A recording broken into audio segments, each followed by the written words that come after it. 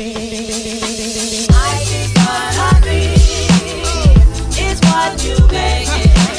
guys, welcome back to my channel. So today I wanted to film another video. I had made Raegan's birth story, my VBAC story, but I have a 10-year-old daughter as well if you're new here, and I wanted to do her birth story, so I'm going to go ahead and film that today. So if you're interested in my teen mom birth story, then just keep watching. Kids are watching a movie in the living room. I hope it's not in the background because I'll have to refilm this. But anyway, I will go ahead and get into it. So when I was 39 weeks pregnant with Brylee, I was 18 years old. It was my first baby. She's 10 now, so this was 10 years ago. I did not know nearly as much as I know now about giving birth, and I would have done things way differently had I known a little more. So basically, the doctor I was seeing, my stepmother knew him really well. She had worked with him because she works for the hospital, and she had recommended him to me, and I really loved my doctor. And he was the best C-section doctor in town. Like, if you were getting a C-section, he was the one to do it because he had done so many and he had gotten so good at it.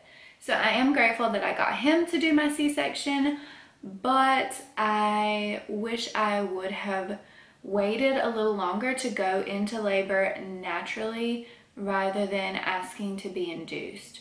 So I think my dad had gotten really excited, and it's weird, I have a very strange relationship with my father, but at the time we were getting along, and he hasn't always been the best dad, but he does love babies and puppies. And I think he was just excited, and he called me and he was like, I'm gonna call your doctor, and because I was 18, so they kind of take your parents into consideration a little more when you're like a teenager, and he knew, like my doctor knew the situation. I just moved out of my dad's house at the time because I had been living with my father and my stepmom, but that's a whole other story. But I guess he had got my stepmom to call the doctor and ask if I could go ahead and be induced because I was 39 weeks, and they said yes. So they called me and said, okay, we're gonna induce you, go ahead and head to the hospital. So I had a friend of mine, we were hanging out with them when I got the call, and she was also pregnant. She was not as far along as me. She was only about 7 months pregnant. And her boyfriend, and then my boyfriend at the time, Brylee's biological father, we all headed to the hospital, and they started the procedures to induce me. They gave me Pitocin, and the labor pains started shortly after. So yeah, it was not fun. I do not recommend being induced unless it's medically necessary. Now that I have had a natural birth, I would recommend waiting as long as you can for your body to be ready, for your baby to be ready. And I think your body knows sometimes. Everyone's different, but I think God made our bodies to know when we're ready to give birth. And unless it's medically necessary, I don't think anyone should be induced or get elective C-sections. I just don't think that that's the smartest choice or the healthiest for you or your baby. But with that being said, this is not to bash C-section moms. I've given birth both ways. Both are hard. Both have pros and cons. But I will say C-section was easier giving birth, but harder healing and recovering and taking care of a baby during that recovery because it is a major surgery. So with that being said, I was in labor for 13 hours and I never dilated past 1 centimeter. So after 13 hours of agonizing labor, they said, okay, nothing's changing. We're gonna have to go ahead and take you back for a C-section. And they did, I will say they did break my water. And before they do a C-section, or before you even give birth, a nurse comes in to shave you. Yeah. And even if you're already shaved, they still have to shave you. So that's another thing that you might want to be aware of if you're about to give birth, that is something that they do. Well, that's what they did at this hospital. I don't know if that's true for everywhere, but they did there. So, and especially if you're having a C-section, I think they have to do that. I don't know for sure, but I'm pretty sure they do. Just so none of that gets in. I don't know, but they did that. So they took me back. When you're getting a C-section, you have to get a spinal tap. Some will put you to sleep. They'll give you anesthesia and put you to sleep during your C-section. I think it just depends on the situation, like if it's emergency or if it's elective. I think that's the difference.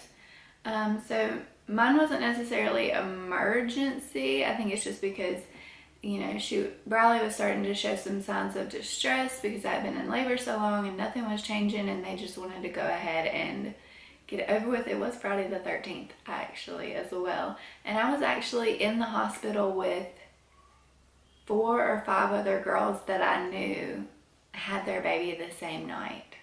It was really weird. I think it was like a full moon and Friday the 13th, and it was crazy. Like, we were all visiting each other afterwards, like going up and down the hall, meeting everybody's baby. It was super weird, but that's how it went down. So I also forgot to mention the girl that brought me to the hospital, who was also pregnant. She had gestational diabetes, and I can't remember exactly what was wrong, but some levels of hers were way too high. So they went ahead and induced her and gave her a C-section before I even gave birth to Brylee. It was insane. It was so weird, so crazy. And we were so worried about her baby. He was only 3 pounds when he was born, but he is healthy and thriving today. But we were very concerned. She didn't get to hold him for like the first month. It was so sad, but praise God through prayer, and God brought them through it, and he's doing well today. And yeah, that's a whole nother story, but I just wanted to throw that in there. It was madness that night. And so they took me back for my spinal tap, and then they you know, they laid me on the table after the spinal tap, which was really scary. They try to do it between contractions so you don't move as much. So that went well, and then I went numb from probably my ribs down. They asked me if I could feel anything, and I said no, I didn't know. At that point, when they said, can you feel anything? I was laying flat on the table. I said no. What I didn't know was they were pinching my thighs as hard as they could to make sure I couldn't feel anything before they made the first cut. So at that point they said, okay, we're about to begin, and I took a deep breath, and I pretty much prayed to God the whole time because I was honestly really scared. I'd never had any surgeries before, so I was just like, I did not want to have a C-section, but that's just the way it happened. And they say whenever you are induced, you greatly increase the likelihood of having a cesarean section. So now you know. And they also do not tell you a C-section. You have to have a C-section every time after that. So if you get an elective C-section, the only other way is to try to have a VBAC, which is also dangerous. I did have a successful VBAC, but after every C-section that you have, you increase your risk for uterine rupture with every pregnancy afterward. You increase your risk of having to have another C-section, which with each C-section you increase your risk for dying. It is a major surgery, and I'm not here to scare anyone. I just want people to be informed because I was not. I was 18 years old. I listened to everything my doctor said, and I was not aware of this information. So please do your research before getting pregnant, before giving birth, so you are informed about your options. and because this will affect your babies, your future, your body. So anyway, had to go check on the girls. Brylee bit her tongue. So once they started cutting, they were just, they have a sheet kind of over you so you can't see, but if you look up at the light, you can kind of see a little bit in the reflection. You can ask to see. Some doctors will allow you, some will not. It's all circumstantial. But I did not want to see because I thought I would kind of freak out, so I try not to look. But if you looked in that light, you could kind of see a little bit. So usually they only allow one person back with you, but since my stepmom worked for the hospital, they did allow her and Brylee's dad to come back with me at the time. And they were both very supportive. I felt much better having two people back there with me than just one in case he like passed out or something, because he was only 19 at the time too, and he had never seen anything like that, so he was a little worried that he was gonna pass out. So she was back there to support both of us and take pictures. So that was nice to have somebody back there taking pictures. And she also, the anesthesiologist was super nice. He was very helpful because I had a scary thing happen when they were pulling Brylee out. It felt like my lungs had collapsed. I don't think they did, but it freaked me out because I guess the pressure of them pulling her out of me, I could not breathe. Once they started pulling her out. I just felt like tugging on me. I didn't feel anything, but when they pulled her out, I guess just the pressure like pulled my lungs down or something. I'm not sure exactly what happened, but I could not take a breath in, and I'd never experienced anything like that before. So I'd never experienced anything like that before, so it really scared me, and because I couldn't take a breath in, I couldn't speak. But luckily, like, you're laying on a table with your arms out, kind of like in a T shape, and that table is so narrow, you feel like you're gonna fall off. But I was laying there, you know, with my arms out, and they have like an oxygen O2 sensor on your finger, and I guess the anesthesiologist could tell that I was not getting air, and I was just looking at him like, I just mouthed, "I can't breathe," to him. And he was like, "Squeeze my finger." And as soon as I squeezed his finger, I could breathe in. So I don't know if I just like panicked or if I actually couldn't breathe. I don't know what happened, but that helped and that worked, and I could breathe again. But it was really, really scary. And as soon as they pulled her out, they, you know, cleaned her up. Her dad got to hold her first and see her first. They handed her to him first, and then he held her down to me. I looked at her. We took a picture, and then they whisked her away. So that was not the most fun experience, you know, seeing her, and then she's gone. And then the worry sets in, and then you're laying there waiting for them to sew you up and all of that. And the doctors were just like talking about their favorite show at the time. Like, they're not worried. Like, this is their job. This is work. Like, they're not worried about you or anything. You're just like, I mean, they are, but like, they're back there behind this curtain talking about their favorite show while you're over here worried about yourself and your baby. They said everything went well, and that she was, you know, healthy. She did cry, so I wasn't too concerned, but it was still like, I saw her for a split second, and then she was gone. And they sewed me up, they got me ready, and they wheeled me to recovery. It took me a long time to feel my toes. So while you're laying in recovery, I was in recovery for 2.5 hours.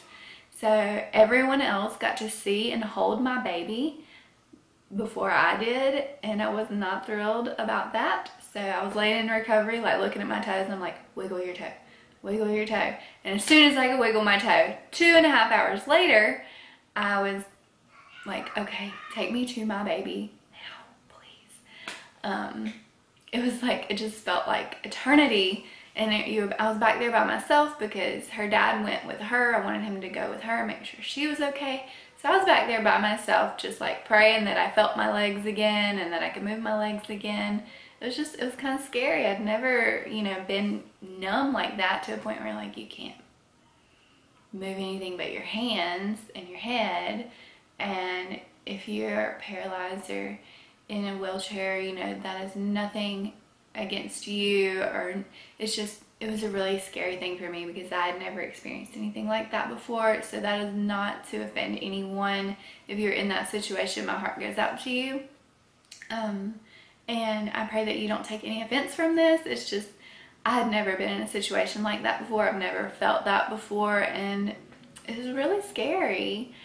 And yeah, so I was just like sitting there and I was like, okay, wiggle your toes. So I tried to relax. I tried to like take a little nap and take a little rest, try not to worry, but I'm a worrier, so it didn't really work. But they finally took me to my baby. I got to hold my baby and it was amazing. And after a few hours, the pain started to set in once the anesthesia and all that wore off, and the spinal tap wore off and you could start to feel again. It started to hurt because that is a major surgery. I didn't get up for a day because it was just painful. So they did have they put a catheter in you because, you know, I had the catheter for like 2 days, I think. I ended up being in the hospital for a total of 4 days. And yeah, it was just not fun at all. Once I did finally get up, it was excruciating, and it felt like the walk to the bathroom was like a mile long. It hurt to move, breathe, sit, use the bathroom, take a shower. And like I said, I was in the hospital 4 days recovering. They try to get you up and walk as soon as you can. So the very next day they had me up and walking the halls, and like I was just like barely shuffling my feet because it hurt so bad. But my mom helped me and it wasn't too terrible, but it was just not ideal. I feel like I have a low pain tolerance, and it was just the worst pain I'd ever been in. And then trying to nurse a baby, like, you know, if you're laying in a bed trying to nurse a baby to breastfeed, they are like essentially laying on your belly right where you've just been cut open. And even though they're small, it still hurts. So breastfeeding right after a C-section was very painful, very difficult. They did bring me pain medicine, but I also don't like taking pain medicine, especially when you're breastfeeding a baby. It just feels like they said it's safe, it's fine, but it still felt like it wasn't. So that wasn't fun. And I had to take pain medicine for a while, like 2 weeks after I had her, like strong hydrocodone pain medicine. And when you're trying to take care of a baby after a major surgery, it was just a very difficult recovery for me. I'm not gonna lie. Some people say it's not bad. Mine was excruciating because I would try to go without the pain medicine. It makes you constipated.